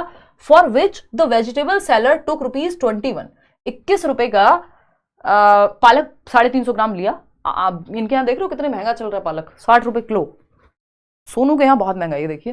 तो सोनू ने कितने का लिया, 350 ग्राम पालक लिया 21 रुपए में। वेजिटेबल सेलर ने 21 रुपए लिए, कैसे कैसे दिए सोनू ने, 6 रुपए प्लस 6 रुपए प्लस 6 और प्लस 3, यानी भाई आपको पता है 6 6 6 तो कितने हो गए, 18 और 3 21। भाई 6 दिया 18 और 3 21। अब ये क्या हुआ, तोड़ के दिए हैं उसके पास, मान लो 6 6 रुपए उसने ऐसे दिए हैं 3 बार में, सोनू ने 4 बार में, 3 बार 6 6 रुपए और एक 3 रुपए, ठीक। From Sonu, which of the following statements is or are true regarding the mathematical skills used by the vegetable seller? सब्जी बेचने वाले द्वारा प्रयोग में लाए गए इस गणितीय कौशल के संबंध में निम्नलिखित में से कौन सा कथन सत्य है, फटाफट से बताइए। यहां पे मैटर ये है कि इससे मैथमेटिक्स क्या सीखे, ये बताइएगा। रेट कम करवाएगा सोनू, नहीं नहीं रेट कम नहीं करवाए, सोनू ने कह दिया 21 रुपए में ही लूंगा, ठीक है ना। और वेजिटेबल जो वेंडर है उसने ये भी कह दिया कि भैया 6 6 6 3 बार दो और 3 रुपए जो है वो एक बार दो, एक साथ 21 रुपए लूंगा ही नहीं, दक्षिणा थोड़ी है जो दे रहे हो, ठीक है ना। तो this mathematical skill is ambiguous, ये गणितीय कौशल अस्पष्ट है। अस्पष्ट क्या है इसमें, 21 रुपए बन रहे हैं टोटल जोड़ करके, क्या दिक्कत है। फिर आता है this skill is not useful to solve mathematical problems in class, यानी कक्षा में समस्याओं के समाधान में कोई काम नहीं आएगी। क्यों, ये डेली लाइफ में, मैथमेटिक्स इन डेली लाइफ है, ये जीवन में आप प्रयोग करते हुए दिखा रहे हैं, एप्लीकेशन दिखा रहे हैं गणित की, कॉन्सेप्ट्स की। Such skills help in developing alternate strategies for solving mathematical problems. ये बात सही लग रही है हमें कि इस तरह के जो कौशल हैं वो गणित के ऑल्टरनेटिव स्ट्रेटेजीज क्या हो सकती हैं, ऑल्टरनेटिव वैकल्पिक धारणाएं पढ़ते हैं ना हम, ऑल्टरनेटिव कॉन्सेप्ट्स यानी डिफरेंट तरीके, वो खैर कई बार रॉन्ग होते हैं, मिसकॉन्सेप्शन होते हैं, लेकिन वैकल्पिक तरीके का मतलब क्या है कि भाई 10 रुपए का मतलब ये नहीं है कि 10 रुपए का नोट ही 10 रुपए बनाता है। 2 रुपए के 5 सिक्के भी बना सकते हैं, 5 के 2 सिक्के भी बना सकते हैं, 7 और 3 देता तब भी 10 बन सकता था। तो यानी ऑल्टरनेटिव वेज, तो only C option should be the right answer. Fourth option यहां सही है, बाकी सही नहीं बन पा रहे हैं, उसका रीजन यही है, इन्होंने कहा ये एम्बिगुअस है। क्यों एम्बिगुअस है, बिल्कुल क्लियर तो है 21 रुपए का हिसाब। फिर यूजफुल नहीं है, क्यों नहीं है यूजफुल, तो डेली लाइफ में मैथमेटिक्स का यूज हो रहा है, बिल्कुल यूजफुल है, क्यों नहीं होगा यूजफुल, बिल्कुल यूजफुल है। और दूसरा ये ऑल्टरनेटिव वे बता रहा है किसी चीज का कि जोड़ना घटाना इस तरीके से भी संभव है डेली लाइफ में, तो बच्चों को ये मौका मिलेगा। रियल लाइफ में आपका एनसीएफ भी कहता है कि जो किताबों के बाहर, जो क्लासरूम की दुनिया है उसको बाहर की दुनिया से जोड़ना है, रियल लाइफ से बच्चे की। क्वेश्चन नंबर 13 देखिए, which of the following is the most appropriate way to help a primary school learner visualise the equivalence between the fractions 2/3 and 4/6। क्या है 2/3, ये 2/3 हो गया, 2/3 और 4/6, ठीक है, बात बराबर ही है ना, 2 दूनी 4, 2 तिया 6, भाई 2 2 जा 4, 2 3 जा 6, क्लियर है। तो ये है तो बराबर ही भाई, 2/3 और 4/6, बात तो बराबर ही है, लेकिन इसको दर्शाए कैसे टीचर, ये पूछा है हमसे, या कौन बड़ा है कौन छोटा है, ये बहुत बार आता है भिन्न का सवाल इस तरह से। तो using visualise the equivalence between the fraction, visualise कर पाए बच्चा कि ये दोनों बराबर हैं, किसके कैसे माध्यम से, यूजिंग डिवीजन मेथड, डिवाइड करके दिखा दे जैसे मैंने दिखाया। बट विजुअलाइज कराना है, प्राइमरी क्लास का बच्चा है तो आप डायरेक्ट मत कराओ, ये उसको कुछ दिखाओ ताकि अच्छे से क्लियर हो पाए। LCM least common multiple method, again फिर आप उसको कॉम्प्लिकेट करो, विजुअलाइज कराना है, कुछ तो पिक्चर, कुछ तो किसी एक एक्टिविटी का यूज करो। यूजिंग फ्रैक्शन डिस्क या यूजिंग कैलकुलेटर्स, इन सबसे ज्यादा जो कॉन्क्रीट है, क्योंकि प्राइमरी लेवल पे हमें कॉन्क्रीट वेज का इस्तेमाल करना है, क्योंकि मैथमेटिक्स का नेचर अपने आप में एब्स्ट्रैक्ट है, अमूर्त है, तो उसको हमें कॉन्क्रीट, ताकि बच्चा दिमाग में उसके पिक्चर बन पाए किसी चीज की। कैसे बनेगी, भिन्न डिस्क का उपयोग करके, ये अमेजोन पे भी मिल जाती है ना, या टीचिंग लर्निंग मटेरियल में ये काम आती है भिन्न डिस्क, जिसको हम कहते हैं यूजिंग फ्रैक्शन डिस्क्स। उसमें कैसे पता लगेगा, आपको पता है, एक सर्कल आपने बना दिया, बता दिया कि टोटल 1 है, फिर उसका पार्ट बना दी, 1/2 इतना हुआ, 1/3 इतना हुआ, तो ये भिन्न डिस्क हैं। जैसे 1/12 में ये सब तोड़े हुए हैं। अभी हमने बात की थी कितने की, कितना था 2/3, और 4/6 ये दोनों बराबर हैं कि नहीं वो दिखाना है। तो अब 2/3 में अगर इसको तोड़ देंगे तो पता लग जाएगा भैया कि ये 1/6 का जैसे भिन्न है। तो इस तरह से ये क्या है, ये भिन्न डिस्क है या फ्रैक्शन डिस्क कह सकते हैं। तो वो डायरेक्टली एग्जैक्टली निकाल के दिखा पाओगे आप कि दोनों भी बराबर हैं 2/3 और एक पीस भी 4/6 जो है वो भी बराबर है। ठीक है ना। तो चलिए खैर आगे बढ़ते हैं। तो बच्चों को आपको प्रैक्टिकली दिखाना है, टीचिंग लर्निंग मटेरियल से कॉन्क्रीट वे में समझाना है जिसको वो छू सके, देख सके सामने। A teacher uses role play method in mathematics class, her aim is, एक शिक्षिका है जो गणित की कक्षा में रोल प्ले यानी भूमिका निर्वहन, जहां एक बच्चा हो सकता है सब्जी विक्रेता बना हो, दूसरा बच्चा है जो खरीदने गया है, या कुछ और इस तरह के रोल प्ले हो सकते हैं जहां पे गणित वो सीख रहे हैं डेली लाइफ में रोल प्ले करके। कीपिंग चिल्ड्रन बिजी, सिर्फ बिजी रखना है तो बहुत तरीके हैं, उनको कह दो 6 बार लिख दो सेम टेबल। प्रोजेक्टिंग आइडियाज यानी वो आइडियाज का बहिर्वेशन या फिर फैलाव कर रही हैं। हाँ सही बात है, बच्चा एक्टिव है यहाँ। एंटरटेनिंग चिल्ड्रन, तो गाने गा के सुना दो, यही करके एंटरटेन करेंगे क्या।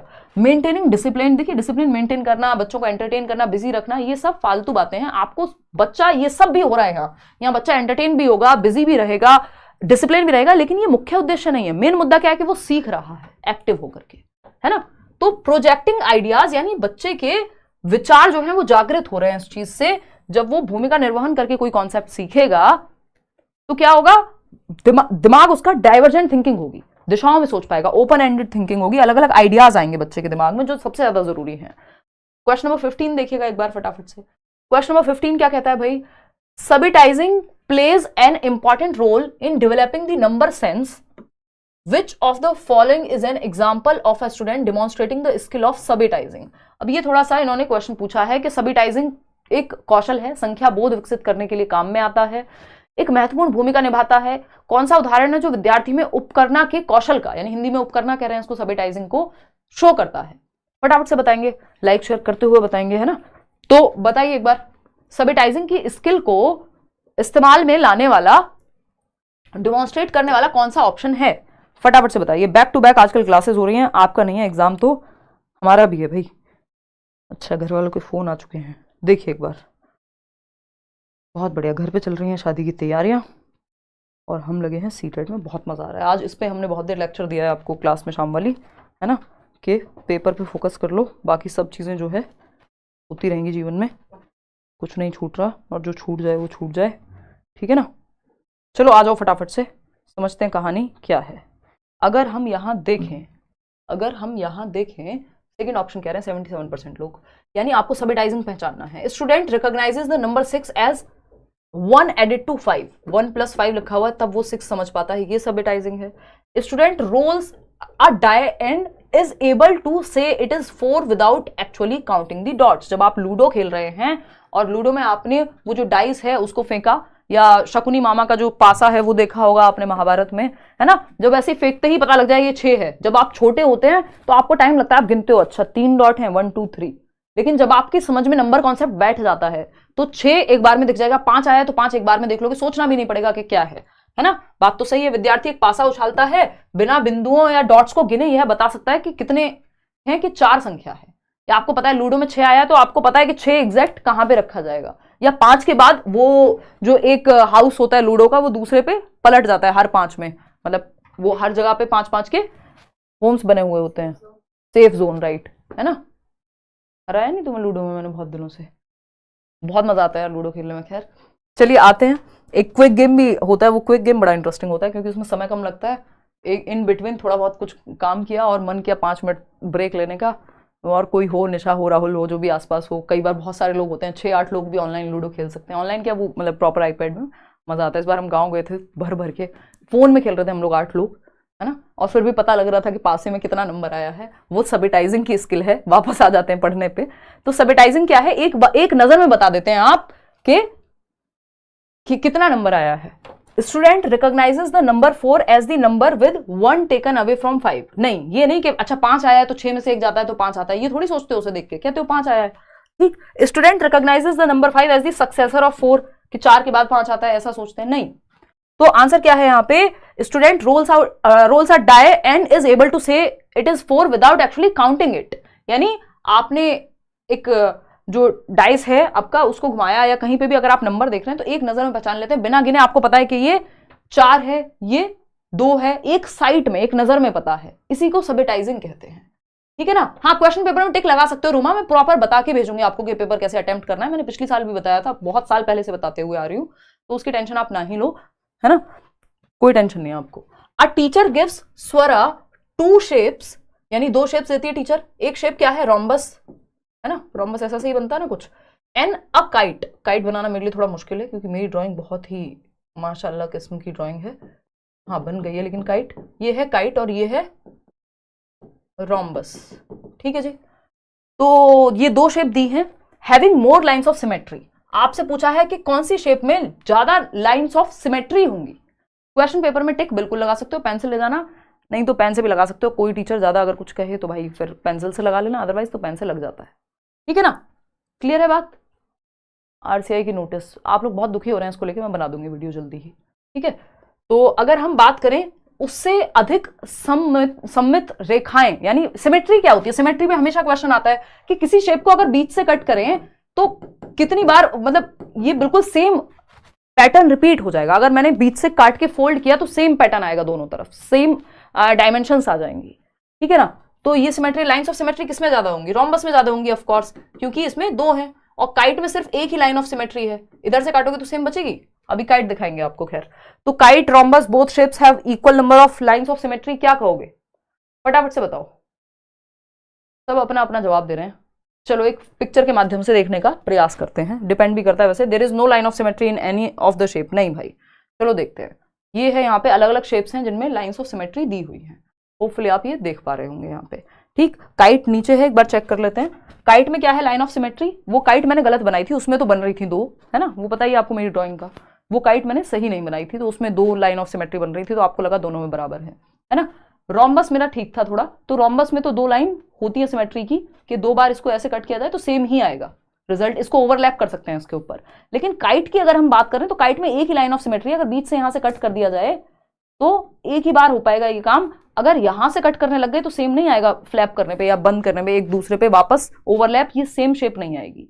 तो काइट में सिर्फ एक लाइन ऑफ सिमेट्री है, वहीं रोम्बस में 2 लाइन ऑफ सिमेट्री है, ठीक है। पैरेललोग्राम में भी आपको कम से कम तो 2 लाइन मिल ही जाएंगी।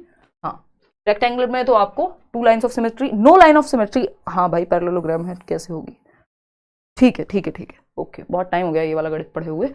स्क्वायर में अगेन 4 लाइन्स ऑफ सिमेट्री, ये आप रिवीजन के लिए भी रख सकते हो कि किसमें कितनी लाइन ऑफ सिमेट्री है। ट्रेपेजॉइड तो नहीं पूछेगा यार आपसे प्राइमरी लेवल पे, no lines of symmetry. But parallelogram में भी कोई लाइन ऑफ सिमेट्री नहीं है। रेक्टेंगल में आपकी 2 लाइन्स ऑफ सिमेट्री है, स्क्वायर में 4 लाइन्स ऑफ सिमेट्री है।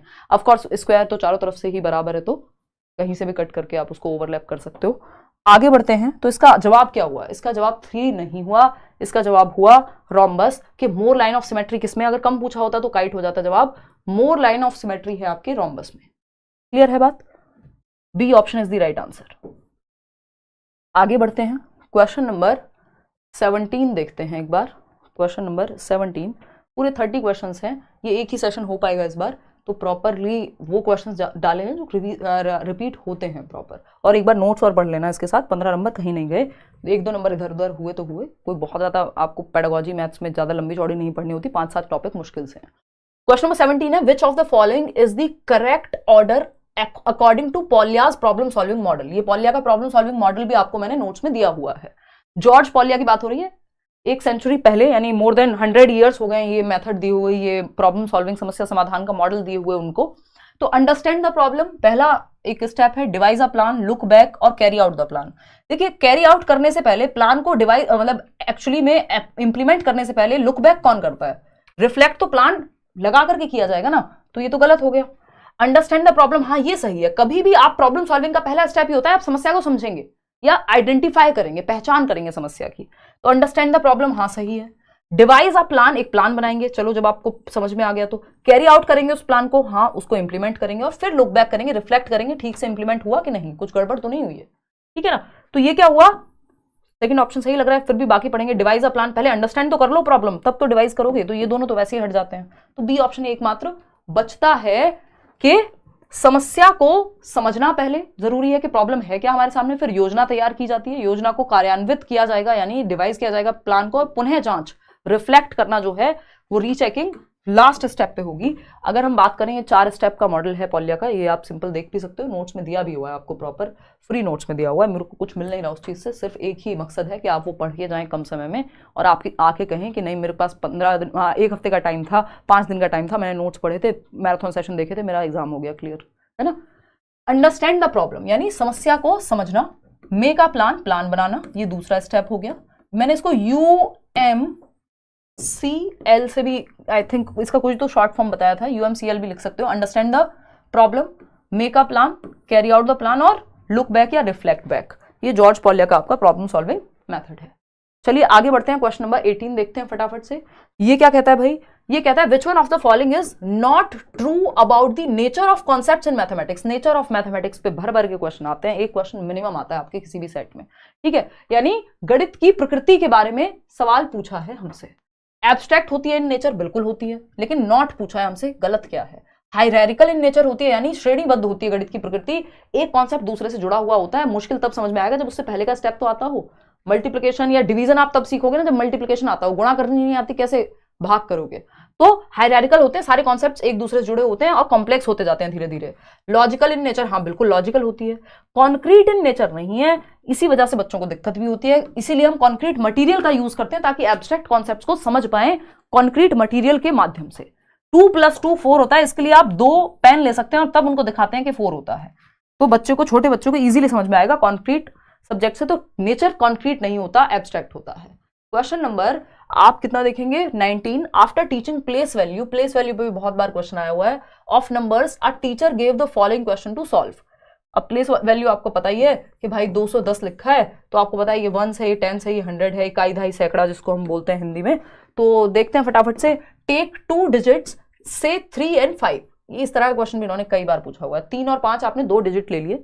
Make 4 digit numbers using both the digits equal number of times, is your answer unique. यानी आपने कहा 3 और 5 से 4 संख्याओं वाले नंबर बनाओ, सेम बार ये यूज होने चाहिए नंबर, है ना। तो ये 3005 हो सकता है, 5003 हो सकता है, और भी कुछ हो सकता है, 5443 हो सकता है, 3445 हो सकता है, बहुत सारे इसमें ऑप्शंस आ जाएंगे। इक्वल नंबर ऑफ टाइम्स, बस ये है कि बराबर बार यूज होना चाहिए, जो 3 और 5 है। Which of the following statement is correct for the above context. It is an open ended question and gives opportunities to students to analyse and critique each others responses. बिल्कुल सही बात है, इसमें बहुत सारी संभावनाएं हैं। एक मुक्त उत्तर वाला प्रश्न है, ओपन एंडेड, डाइवर्जेंट थिंकिंग है, थोड़ी क्रिएटिविटी इसमें लगेगी और बहुत सारे ऑप्शंस बच्चे के पास होंगे, ये बात सही है। It is an example of close ended. Close ended कहां है, इसका कोई सही उत्तर थोड़ी है कि 2 + 2 4 होंगे, एक वन वर्ड आंसर थोड़ी है, क्लोज एंडेड थोड़ी है। Multiple responses to a question should be discouraged in mathematics. क्यों भाई, मल्टीपल रिस्पॉन्सेज तो अच्छे होते हैं, डाइवर्जेंट थिंकिंग होती है। It is an example of contextual question. कौन सा कॉन्टेक्स्ट है, ये तो ऐसे ही दिया है इन्होंने, बस नंबर है मैथ्स का। तो A option is the right answer. Open ended है, इसमें बच्चे की क्रिएटिविटी भी निकल के आएगी, उसकी थिंकिंग प्रोसेस प्रॉपर इन्वॉल्व होगी। अब क्वेश्चन नंबर 20 देखिएगा, क्या पूछा है। मिस सोनाली एक टीचर हैं, क्लास 1 में पढ़ाती हैं। गिव्स द फॉलोइंग एक्टिविटीज, बच्चों को एक्टिविटीज दी हैं। पहला ऑप्शन है sorting shells, stones, tokens of different size and colours. भिन्न आकार और रंगों वाली सीपियां, कंकड़, पत्थर, टोकन, इन सबको क्लासिफाई किया है कि ये स्टोन है, ये एक कैटेगरी में चले गए, है ना। इसका साइज, ये छोटा स्टोन है, ये बड़ा स्टोन है, ये छोटा टोकन है, ये इस कलर का टोकन है, इस पे ये लिखा हुआ है, ये नंबर है। चलो क्लासिफाई करा रही है। अरेंजिंग, बच्चा एक्टिव है। Arranging different sticks in a bundle according to their lengths, यानी जो स्टिक्स हैं, छड़ियां हैं, या जो भी एक छड़ी है, हाँ मान लेते हैं पेन है, तो स्टिक को किसके आधार पे, उनकी लेंथ के आधार पर, कि ये लंबी स्टिक है, ये छोटी स्टिक है, तो अलग अलग उनकी गड्डियां बन रही हैं, बंडल बन रहे हैं। बात तो सही है, यहाँ पे बच्चा एक्टिव है। Collecting sticks, feathers, leaves from there surroundings and tie them in groups. अलग अलग बच्चे कहीं से पंख इकट्ठे कर रहे हैं अपनी सराउंडिंग से, एनवायरमेंट में एक्टिव हैं, स्टिक्स को कलेक्ट कर रहे हैं, तो इसमें भी बच्चा एक्टिव है। Threading the beads to form a garland for counting, यानी मोतियों को धागे में पिरोकर गणना के लिए माला बनाना। मोतियों को धागे में पिरोना कौन सी स्किल है, ग्रॉस मोटर के fine motor? Fine motor skill है, क्योंकि आंखों का और हाथों की उंगलियों का प्रयोग है। तो ये ठीक है भाई, बच्चे एक्टिविटी कर रहे हैं, इसमें काउंटिंग सीख रहे हैं। ये जो एक्टिविटी है क्या है, done in primary classes for leisure, time pass के लिए। देखिए टाइम पास के लिए कोई एक्टिविटी नहीं कराई जाती, लर्निंग का कोई ना कोई उद्देश्य होता है। अब waste of time as teacher, नहीं, कोई वेस्ट ऑफ टाइम नहीं है, एक्टिविटी है। Only done in pre primary, hence in is a relevant activity in class 1।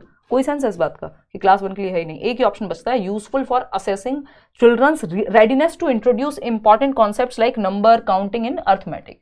यानी वो टीचर जो है बच्चे को रेडीनेस चेक कर रही है उसकी, उन बच्चों की कि वो रेडी हैं कि नहीं है, यानी उनको कितना पता है ऑलरेडी और कितना वो जानते हैं अपनी सराउंडिंग के बारे में, क्या वो एक्टिविटी करके सीख सकते हैं। उसके बाद उनको नंबर कॉन्सेप्ट प्रॉपरली बताया जाएगा या मल्टीप्लिकेशन का कॉन्सेप्ट प्रॉपरली बताया जाएगा।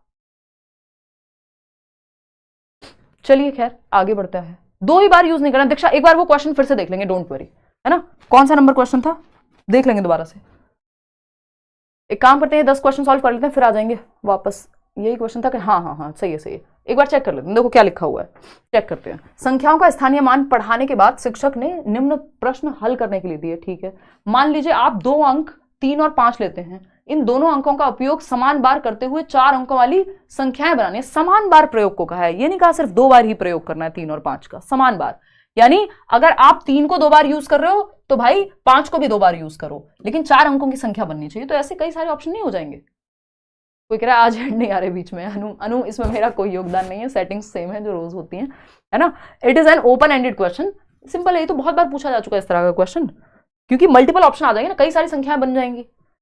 चलिए खैर ये तो हो ही गया। क्वेश्चन नंबर 21 पे चलते हैं।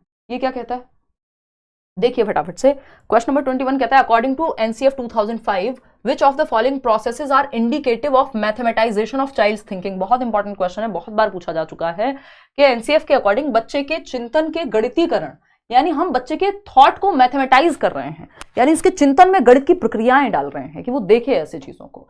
तो पहला ऑप्शन है mathematical communication only through a formula, तो इसमें मैथमेटाइजेशन नहीं है, इसमें तो रोट लर्निंग हो रही है। Solving the problem using formal procedures, again procedure तो थिंकिंग पे उतना फोकस नहीं होगा। Estimating the weights of different objects in surroundings and discussing the answers with peers and teachers, आसपास की भिन्न भिन्न वस्तुओं को उठा करके, जब वो बॉटल उठा रहा है, अच्छा ये कितनी होगी। मुझे भी बहुत मजा आता है, ये मैंने बचपन में करना शुरू किया था कि कोई चीज उठा के उसका आइडिया लेना कि इसका वेट कितना होगा, है ना। अब बच्चे ने ठीक है वो रिकॉर्ड कर रहे हैं, अच्छा मेरे को लगता है 500 ml होगी, फिर बाद में देखा पता लगा कि 1 लीटर निकली। बचपन में तो ऐसे ही होता है ना, ठीक है ना। मतलब उल्टा भी लग सकता है कि बच्चों को भारी लगे और कम हो वेट। या फोन भाई कितना होगा, मेरे को लगता है 100 ग्राम होगा, 150 ग्राम दूसरे वाला होगा, पुराने वाला, वो पता लग जाता है ना, हल्का और नए वाला हल्का है। तो ये क्या हुआ, आपको बच्चों को आप एक्टिविटीज दे रहे हैं कि वो क्या करें, डिफरेंट ऑब्जेक्ट्स जो उनकी सराउंडिंग में मौजूद हैं उनको उठाएं या उनको वे करें, है ना, उनकी डिफरेंट प्रॉपर्टीज को डिस्कस करें, उनके आंसर्स पीयर्स और टीचर्स के साथ। तो आसपास की भिन्न भिन्न वस्तुओं के भार का अनुमान लगाना और उत्तरों पर सहपाठियों तथा शिक्षकों के साथ विचार विमर्श करना कि मैं निशा से पूछूं, अच्छा निशा बताओ ये बॉटल कितने की होगी, कितना इसका वेट होगा। निशा कहे मेरे को तो लगता है 300 ml होगा, क्योंकि निशा की सेहत अच्छी खासी है तो निशा को वेट फील ही नहीं होता बॉटल का, है ना। तो ऐसे वो शिक्षकों से और टीचर से और फिर बाद में वे करके पता लगाया जा रहा है कि कितनी है।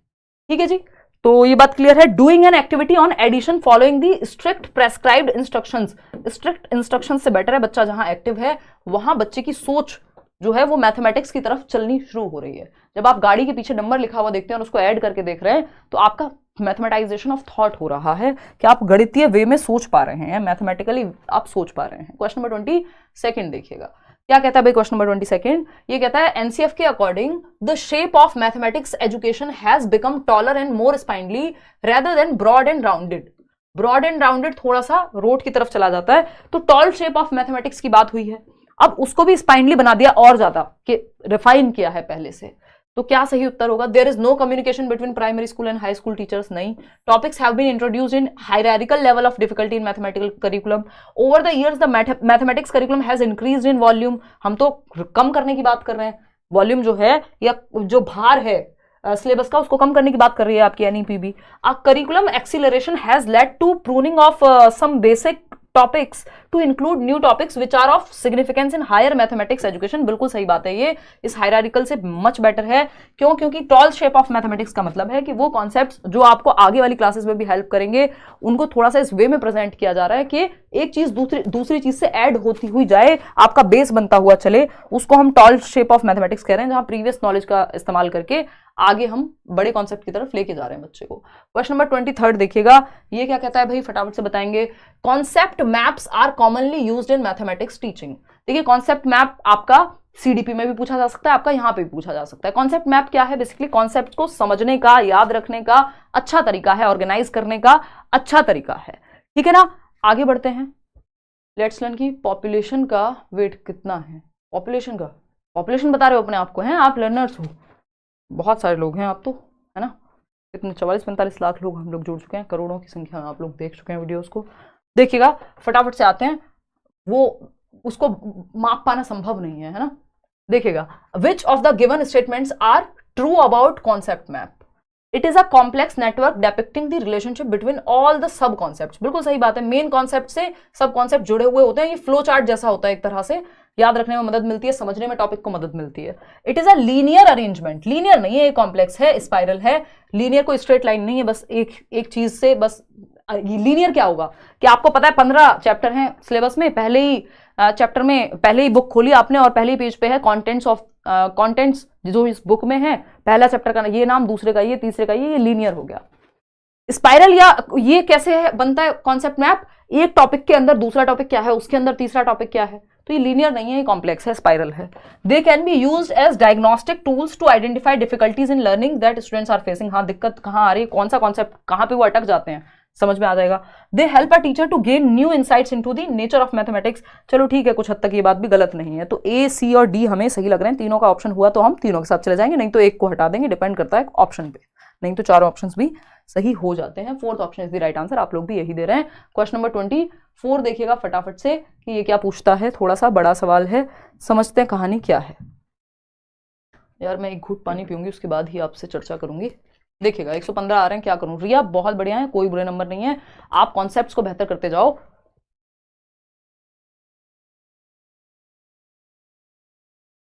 अपने आप नंबर बढ़ जाएंगे, अभी बताएंगे आपको बहुत बातें। देखिएगा एक बार, तो फोर्थ ऑप्शन है, 53% लोग कह रहे हैं। देखते हैं। Formative assessment. फॉर्मेटिव असेसमेंट क्या होती है? रचनात्मक आकलन, जो फीडबैक के काम आता है। ये आपको पता है हर सब्जेक्ट में काम आएगा आपके। Children memorising the facts and are assessed through written test. ये तो फॉर्मेटिव नहीं हो सकता। टीचर तो ए के साथ 1 तो नहीं जाने वाला, इतना हमें पता है। ए के साथ 1 लिखा है कहीं? नहीं लिखा। Teacher centred classroom. Children work both individually and in groups and are assessed while doing activities. ये तो हमें चाइल्ड सेंटर्ड के लक्षण नजर आ रहे हैं। तो सी का 2 होगा। सी का 2 कहां कहां दिया हुआ है? सी का 2 सी का 2 कहीं भी नहीं है। सी का 2 है सिर्फ फर्स्ट ऑप्शन में, तो यही सही बनता है। फिर भी हम बाकी तो चेक करेंगे। 60% लोग कह रहे हैं डी ऑप्शन। सी का 2 तो यहाँ है भी नहीं। अच्छा, सी का क्या कर क्या रहे हो है? देखती हूँ एक बार, 1 मिनट चेक करती हूँ। रचनात्मक आकलन की अगर हम बात कर रहे हैं यहाँ पे, तो बच्चे निजी, एकाकी और समूह दोनों तरह से काम करते हैं और इन क्रियाकलापों को करते हुए वे आंके जाते हैं। चलो ठीक है। सामाजिक कौशलों और सहयोगी अधिगम प्रक्रियाओं को आंकने में, मैंने खुद ही पूरा क्वेश्चन नहीं पढ़ा। Helps to assess social skills and cooperative learning processes. ठीक है। ग्रुप असेसमेंट क्या? Finds out what learning changes and progress has taken place in the child over a period of time in different subjects and other dimensions of personality. यानी find out कर रहे हैं कि learning changes and progress has taken place in the child over a period of time in different subjects and other dimensions of personality. तो ये जो है आपका फॉर्मेटिव टेस्ट हो जाएगा। ए का आपको 4 ही सुंदर लग रहा है, जो कि ए ऑप्शन में दिया हुआ है। ये ए का 4 कौन सा फोर्थ ऑप्शन कैसे सही लग रहा है आपको? ए का सेकंड कैसे हो सकता है? फॉर्मेटिव में children work both individually and in groups and are assessed while doing activities. ये चाइल्ड सेंटर्ड है ना। सी का 2 होना चाहिए यहाँ पे। सी का 2 है कि नहीं है? हाँ है। बी का फर्स्ट कह रहे हैं कि teacher centred children memorising the facts. हाँ ठीक है, कोई दिक्कत नहीं है। फिर डी का 3rd यानी ग्रुप असेसमेंट, और 3rd कौन सा है? Helps to assess social skills and cooperative learning. हाँ सही तो है। कहाँ दिक्कत आ रही है? घबरा काहे रहे थे? डी ऑप्शन लगा दिए थे आप लोग। हमारे सर में दर्द हो गया कि कहीं हम ही तो गलत नहीं बताए हैं। देखिएगा, है ना। तो इसका आंसर फर्स्ट ही सही है। 51% लोग इसमें अब जवाब सही दे रहे हैं। पहले आपने मेरे को चक्कर दिला दिए थे। डी क्यों लगा रहे थे आप लोग? मैं एक बार डी भी चेक कर लेती हूँ, आप लोग की इच्छाएं जो हैं वो बाहर आ जाएंगी निकल के। ए का 2 कह रहे हैं आप लोग। ए का 2 क्या होगा? बच्चे एक एकांकी और समूह दोनों तरह से काम करते हैं। नहीं, रचनात्मक आकलन आपकी फीडबैक के लिए है। यहाँ पे एक तरह से जो रचनात्मक आकलन है वो उसके लिए ज्ञात करता है कि एक समय अवधि में बच्चे विभिन्न विषयों और व्यक्तित्व के अन्य आयामों पे, यानी feedback in all aspects, progress कितनी हुई है, फीडबैक क्या है, कहाँ कमी है, कहाँ जरूरत है कुछ और समझने की, सारी डायमेंशंस का पता लग रहा है। वो फॉर्मेटिव असेसमेंट है ना। टीचर सेंटर्ड आपको पता ही है कि मेमोराइजिंग पे फोकस्ड होगा। ग्रुप असेसमेंट में बच्चे की सोशल स्किल्स मापी जाती हैं, ये भी आपको पता है। तो ये डी का 3rd हो जाएगा। तो एक ही ऑप्शन बचता है, फर्स्ट ऑप्शन। ऐसे चक्कर खाओगे तो कैसे चलेगा? है ये तो आसान क्वेश्चन है। असेस मतलब आसान मींस ये थोड़ा सा ग्रुपिंग करने पे मुश्किल हो जाता है, लेकिन असेसमेंट का क्वेश्चन तो आप ये मानिए सीडीपी से ही आ गया। ठीक है ना। चलिए खैर आगे बढ़ते हैं।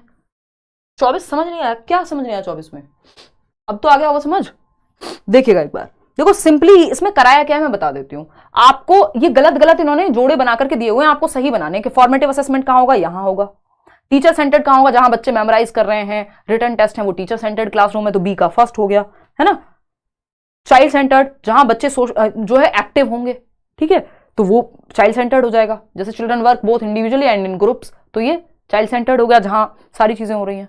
ग्रुप असेसमेंट में आपको पता है बच्चे ग्रुप में काम करते हैं, जिससे आप कोलैबोरेशन का पता करते हैं। तो आसान है क्वेश्चन, बस पूछने का तरीका थोड़ा कैजुअल है, मतलब कैजुअल नहीं, ज्यादा ही खतरनाक था।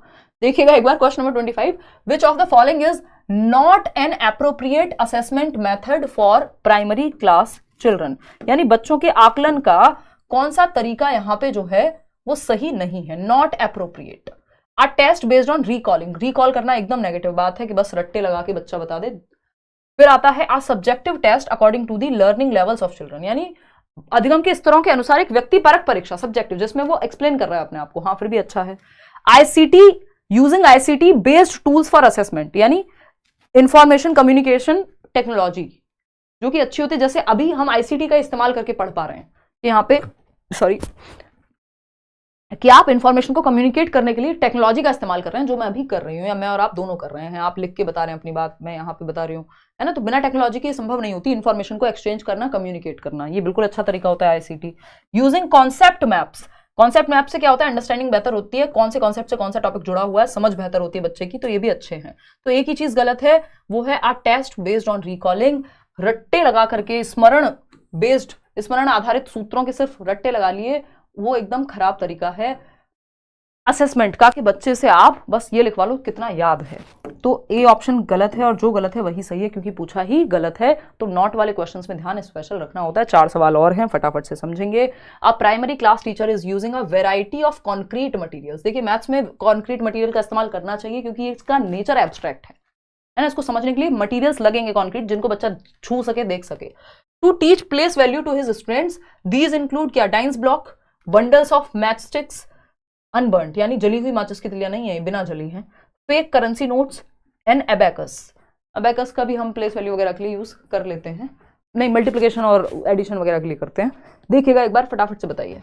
विच of the following represents appropriate classification of concrete material. Concrete material का क्लासिफिकेशन कैसे हम कर सकते हैं, डाइंस ब्लॉक भी यूज करते हैं हम। तो अगर हम बात करें तो A and B are proportional material.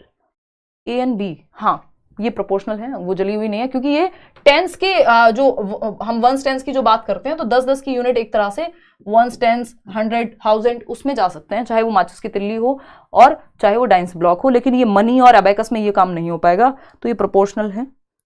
Non proportional आपके बाकी दोनों हो जाएंगे। तो B option is the right answer, समानुपाती हैं। क्वेश्चन नंबर 27 देखिएगा फटाफट से। ये क्या कहता है, assessing children's previous knowledge of mathematical concepts is important because, यानी बच्चे का जो पूर्व ज्ञान है मैथमेटिक्स के कॉन्सेप्ट्स को लेकर के, जैसे अगर आप उसे डिवीजन सिखा रहे हैं तो उसका मल्टीप्लिकेशन को लेकर के या सबट्रैक्शन और एडिशन को लेकर क्या ज्ञान है, ये हेल्प करता है मेमोराइज करने में। नहीं, मेमोराइज हमें रट्टे लगवानी नहीं है, मेमोराइज, रिकॉल, इनको हटा देना है। Mathematics is integrated with other subjects, हाँ होता है, लेकिन मैथमेटिक्स के प्रीवियस कॉन्सेप्ट की बात हो रही है यहाँ। It is helpful in summative assessment, नहीं हमें फॉर्मेटिव चाहिए, रचनात्मक फीडबैक के लिए, जजमेंट के लिए नहीं। Mathematical concepts are hierarchical in nature, ये बेहतर है कि जो मैथमेटिक्स के कॉन्सेप्ट हैं वो एक दूसरे से जुड़े हुए होते हैं। आप नया कॉन्सेप्ट नहीं सिखा पाएंगे बच्चे को। अगर मैथ्स में आप एक क्लास मिस कर देते हैं, अगली क्लास में बैंड बच जाती है। किसी और टॉपिक में, किसी और सब्जेक्ट में फिर भी उतनी दिक्कत नहीं होती जितनी मैथ्स में होती है, क्योंकि वो फॉर्मूला या जो तरीका था, एक चैप्टर दूसरा चैप्टर निकलेगा नहीं अगर पहला नहीं आता, तो बहुत दिक्कत होती है। आपस में जुड़े हुए होते हैं, बहुत कम चैप्टर्स ऐसे होते हैं। तो गणितीय अवधारणाओं की प्रकृति श्रेणीबद्ध है, ये ज्यादा हायरार्किकल है बाकी सब्जेक्ट्स की तुलना में, बाकी भी होते ही हैं, ठीक है ना, कुछ हद तक। तो it is helpful in summative assessment, नहीं मेमोराइजिंग नहीं, इंटीग्रेटेड है अदर सब्जेक्ट से। लेकिन ये मैथमेटिकल कॉन्सेप्ट्स की बात हो रही है, प्रीवियस नॉलेज की, किसी और सब्जेक्ट की नहीं हो रही थी। इंटीग्रेटेड तो होता ही है, लेकिन क्वेश्चन ने क्या पूछा था ये समझना जरूरी है। क्वेश्चन नंबर 28 देखिएगा, 2 सवाल और हैं आपके। क्वेश्चन नंबर 28 कहता है which of the following levels of cognitive domain are responsible for divergent thinking. आपको पता है थिंकिंग प्रोसेस कॉग्निशन से आती है, संज्ञान, जो भी चीजें नॉलेज या दिमाग से रिलेटेड है वो कॉग्निटिव डेवलपमेंट या मेंटल डेवलपमेंट या इंटेलेक्चुअल डेवलपमेंट कहते हैं, जिसपे पियाजे की थियरी है, वाइगोस्की की थियरी है। अब cognitive development, divergent thinking, cognitive domain का कौन सा एस्पेक्ट है जो डाइवर्जेंट थिंकिंग यानी दिशाओं में सोचने को, क्रिएटिविटी को बढ़ावा देगा, ओपन एंडेड थॉट को बढ़ावा देगा। नॉलेज, अब आपको पता है ब्लूम्स टैक्सोनॉमी अगर आपने पढ़ी है, मैंने यूट्यूब पे कराई हुई है, अलग से देख लेना। नॉलेज में रिकॉल बेस्ड चीजें होती है, डेफिनेशन याद है आपको, उसको नॉलेज कहते हैं हम यहाँ पे। कॉम्प्रिहेंशन, समझ में कितना आया, अप्लाई करना, 2 + 2 4, दुकान पे गया बच्चा, 10 रुपए का नोट लेके 6 रुपए का सामान ले आया, 4 रुपए वापस ले आया, उसने अप्लाई कर लिया। लेकिन यहाँ पे डाइवर्जेंट थिंकिंग कुछ नहीं हुई। ये तो बेसिक है एनालिसिस करना। जब आप विश्लेषण कर रहे हैं तो आप सोचते हैं कि पार्ट को समझते हैं कि मैं फेल हुआ तो क्यों हुआ, कैसे हुआ, कहाँ गलती है। इस पूरे क्वेश्चन को जब मैंने मैथ्स का क्वेश्चन सॉल्व किया, किस स्टेप पे गलती है, तो आप एनालाइज करने की कोशिश कर रहे हैं, यहां तक तो ठीक था। सिंथेसाइज करते हैं आप, यानी नए तरीके क्वेश्चन को क्या करते हैं, कई बार आप जांचते हैं नए तरीके से, अपने नए फंडे निकालते हैं, ट्रिक्स निकालते हैं, है ना, कुछ नया क्रिएट करना। बेसिकली इवैल्यूएशन यानी आकलन करना कि आप सही पहुंच पाए वहां तक या नहीं, आप सही जवाब तक पहुंचे कि नहीं पहुंचे हैं, ये बात सही लग रही है हमें। नॉलेज अगेन ये लोअर लेवल थिंकिंग हो जाएगी, कॉम्प्रिहेंशन लोअर लेवल हो जाएगा। तो डाइवर्जेंट थिंकिंग में हायर ऑर्डर थिंकिंग स्किल्स लगते हैं, हॉट्स कहते हैं जिसको हम। तो एनालिसिस, सिंथेसिस और मूल्यांकन जो पुरानी आपकी ब्लूम्स टैक्सोनॉमी है, तो उसमें यहाँ पे डाइवर्जेंट थिंकिंग या दिशाओं में सोचना या हायर ऑर्डर थिंकिंग स्किल्स के लिए ये ऊपर के 3 लेवल यूज होंगे। सिंपल बात, नो बकवास। आगे बढ़ते हैं क्वेश्चन नंबर 29 पे। फटाफट से देखिएगा, बहुत ज़्यादा थकान हो रही है आजकल, बहुत काम हो जा रहा है। क्लास पे क्लास लो और फिर उसके बाद फिर से क्लास की तैयारी करो, यही जीवन हो गया है। देखिए एक बार, बट अच्छा लगता है, आपको भी लगना चाहिए। क्वेश्चन नंबर 29 कह रहे हैं, to solve 76 into 32 a student uses the following methods। 76 को गुणा करना है 32 से, इसके लिए टीचर को क्या करना चाहिए, कौन सी विधि का प्रयोग करना चाहिए, ये पूछा है। फटाफट से, कौन कह रहा है ये, लेट्स लर्न वाली वेबसाइट से लेकर मैम मैंने मेल किया है, आपको चेक कीजिए। लेट्स लर्न की कोई वेबसाइट नहीं अभी तक, बनवाएंगे इस साल, क्योंकि इतने फर्जी लोग आ गए मार्केट में, वेबसाइट तक बना के उस पर हम प्रोसेस चल रहा है प्रॉपर, हम FIR वगैरह करना नहीं चाहते, उनको खुद ही बंद कर देनी चाहिए। जो वेबसाइट किसी ने तो ओपन की हुई है वो .co करके, वो एकदम फेक वेबसाइट है, पैसे छापने के लिए बनाई गई है सिर्फ, एकदम खराब तरीका है, पता नहीं किसने बनाई है। अभी टीम ने कोऑर्डिनेट किया था बीच में, अभी मैं इस पर सीटेट होते ही एक्टिवली इस पर मैं पता करूंगी कि क्या प्रोसेस है, कहाँ पहुँचे हैं लोग, क्योंकि बहुत सारे लोग गलती से वहाँ पे चले जाते हैं। और ये बात मैं बार बार बताती भी हूँ कि कोई ऐसी वेबसाइट, कोई ऐसा कोर्स कुछ मत लीजिए। या तो लेट्स लर्न पे फ्री में यूट्यूब चैनल पे मिलेगा आपको, या फिर आपको करियरविल ऐप पे मिलेगा अगर कोर्स है तो। यही 2 जगह हैं जिसमें से सिर्फ अगर पैसे कहीं देने हैं तो करियरविल ऐप पे, क्योंकि बैच वहीं पे, यहाँ तो फ्री है सब कुछ, नोट्स फ्री दिए हुए हैं, तो सिंपल बात है, कहीं और आप मत लगाया करो यार। तो 706 को गुणा किया 30 + 2 से, ये तोड़ करके बेसिकली हम यही काम करने की कोशिश कर रहे हैं यहाँ पे। तो ये डिफरेंट प्रॉपर्टीज यूज हो रही हैं, ऐसा भी क्वेश्चन बहुत बार आता है। इनफॉर्मल टेक्निक नहीं, इनफॉर्मल क्या है, ये तो तरीका होता ही है। कॉन्सेप्चुअल नॉलेज नहीं है, नहीं। Used by student reflects her understanding of the properties of multiplication. हाँ, मल्टीप्लिकेशन की प्रॉपर्टीज की उसको नॉलेज है, सेम ही आंसर वो निकाल देगा ये करके भी, ठीक है ना। स्टूडेंट्स विल गेट 0 मार्क, क्यों, ये ऑल्टरनेटिव वे है करने का क्वेश्चन को सॉल्व। आप ये वही बात हो गई ना कि 21 को आप 20 + 1 लिख दो, या फिर 6 + 3 लिख दो, ठीक है जी। फिर आता है last question, the most appropriate reason for introducing geoboard based activities. ये टीचिंग लर्निंग मटेरियल है, जियो बोर्ड है ना।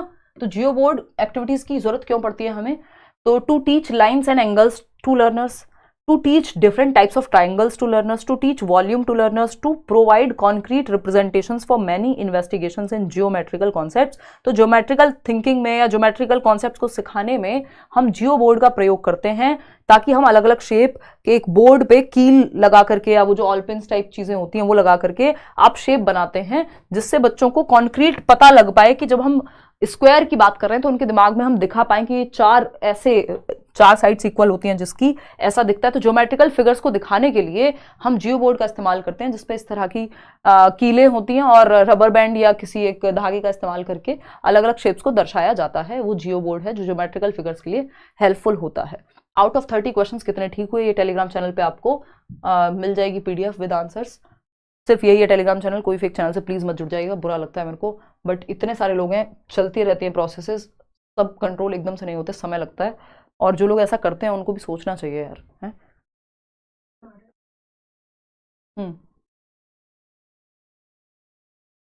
नहीं, कोई चैनल नहीं है ना। ऐसे बहुत सारे चैनल्स हैं जो फैन चैनल्स बने हुए हैं, या किसी ने अपनी मर्जी से कोई वीडियो डाल रहा है तो उस पर भी एक्शन लिया जाएगा अगर कोई गलत काम कर रहा है उस चीज़ में, है ना। और या तो लेट्स लर्न है जिसपे यूट्यूब पे हम पढ़ाई करते हैं, 2 ही ऑफिशियल चैनल है, एक लेट्स लर्न है, दूसरा हिमांशी सिंह है। हिमांशी सिंह पे मैं कभी व्लॉग वगैरह डाल देती थी, अभी तो बहुत टाइम से नहीं डाला है। तो मेनली अगर पढ़ाई की बात करें तो सिर्फ लेट्स लर्न पे ही हम लोग जुड़े हुए हैं, जहाँ पे हम लगभग 4.5 मिलियन लोग जुड़े हुए हैं, और कोई ऑफिशियल चैनल नहीं है। तो प्लीज़ आप ऑफिशियल समझ के कहीं भी फंसिए मत, ठीक है।